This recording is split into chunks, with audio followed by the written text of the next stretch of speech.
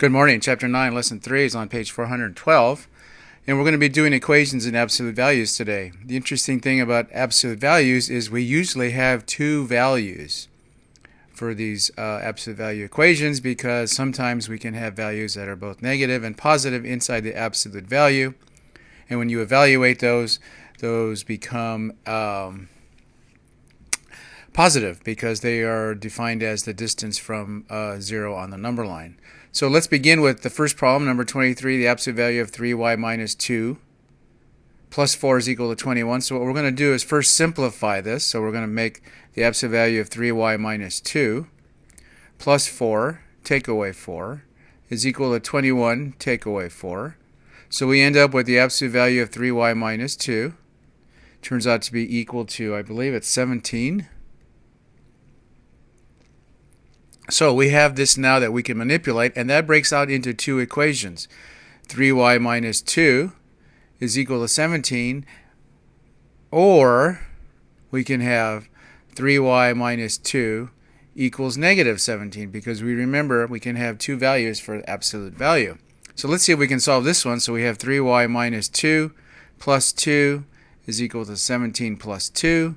So we end up with 3y is equal to 19, or y is equal to, I believe, 19 over 3.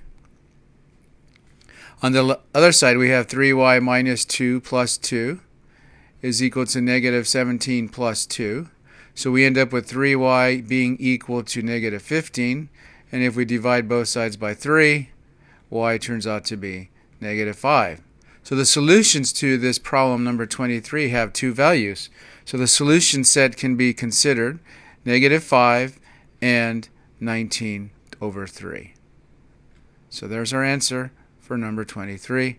Two values, absolute value. Number 35, we do exactly the same thing.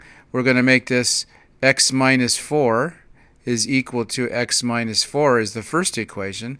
And the second equation is x minus 4 is equal to the opposite of x minus 4.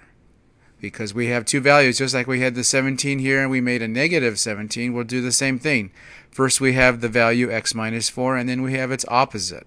So this one over here means not a whole lot comes up. So x minus 4 is equal to x minus 4, 0 is equal to 0, 1 is equal to 1, 2 is equal to 2. That doesn't really help us.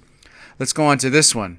X minus 4 is equal to minus x, and if I distribute, remember, a negative 1, if I can put that in there, minus 1x plus 4. So we end up with that. So if I add x to both sides, I end up with x minus 4 is equal to minus x plus 4. I'm kind of doing the gory details here. I'm sorry, and I need to add the x on this side as well. So I end up with 2x minus 4 is equal to 4, or we end up with 2x is equal to 8 if I add 4 to both sides, or x is equal to 4.